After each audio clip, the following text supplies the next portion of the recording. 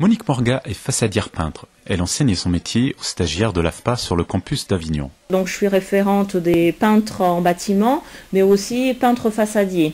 Donc les peintres en bâtiment, c'est plutôt l'intérieur, tout ce qui est finesse, c'est un public, et les façadiers, c'est un autre public où là on travaille sur l'extérieur.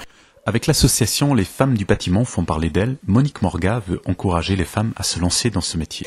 L'objectif de cette association, c'est promouvoir le métier du bâtiment envers les femmes, parce qu'il y a beaucoup de femmes qui souhaiteraient faire donc un métier dans le bâtiment, par exemple peintre en bâtiment ou carreleur ou n'importe quel métier, ont encore des préjugés et pensent que c'est pas fait pour elles.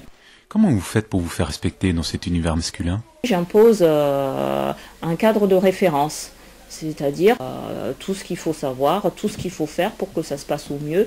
Et c'est pas parce que je suis une femme que les choses doivent se passer autrement. C'est pas un groupe homogène, donc il faut identifier les difficultés ou le point positif, le leader aussi, parce que dans le groupe il y a toujours un leader.